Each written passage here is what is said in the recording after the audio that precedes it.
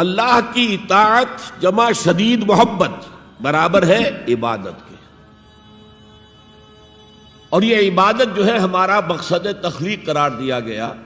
سورہ زاریات کی یہ آیت آپ میں سے حضرات کے علم میں ہوگی، وَمَا خَلَقْتُ الْجِنَّ وَالْإِنسَ إِلَّا لِيَعْبُدُونَ، میں نے جنوں اور انسانوں کو نہیں پیدا کیا مگر صرف اپنی عبادت کے لیے۔ یہ ہمارا مقصد تخلیق ہے۔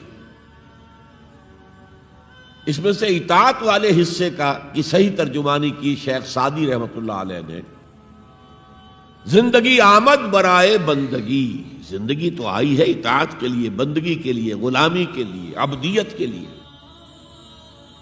زندگی آمد برائے بندگی، زندگی بے بندگی شرمندگی۔ اگر اللہ کی بندگی ہی نہیں ہے تو سراسر شرمندگی ہے یہ، اور کچھ بھی نہیں۔ تو اللہ تعالیٰ کی عبادت جس کے لیے ہمیں پیدا کیا گیا، اسی کی دعوت تمام رسولوں نے دی۔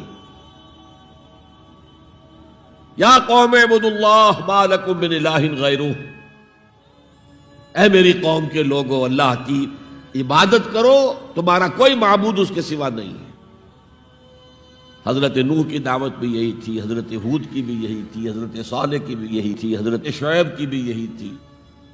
بس فرق کیا ہے کہ پہلے رسول آتے تھے اپنی اپنی قوموں کی طرف صرف، لہذا آپ کو ان رسولوں کے ضمن میں ملے گا یا قوم اعبدوا اللہ ما لکم من الہ غیرہ، اے میری قوم کے لوگوں اللہ کی عبادت کرو، اللہ کی بندگی کرو، اللہ کی پرستش کرو، اسی کو اپنا محبوب اصلی بناؤ اور اس کے ہر حکم کی اطاعت کرو۔ یا قوم اعبدوا اللہ ما لکم من الہ غیرہ۔ نبی اکرم صلی اللہ علیہ وسلم پر آ کر، کیونکہ آپ کی بعثت ہے پوری نوع انسانی کے لیے، تو اب یا قومے کا لفظ نہیں رہا، یا ایھا الناس، اے لوگو، اے بنی نوع انسان۔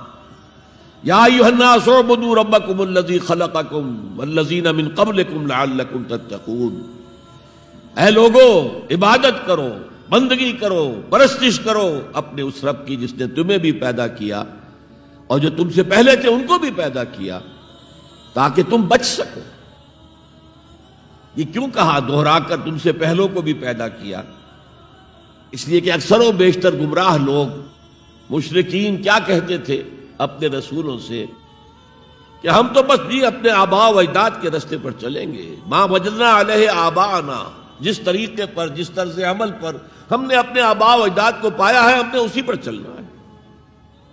تو واضح کر دیا تم بھی مخلوق ہو، وہ بھی مخلوق تھے، تم بھی انسان ہو، وہ بھی انسان تھے، تم سے بھی غلطی ہو سکتی ہے، ان سے بھی ہو سکتی تھی۔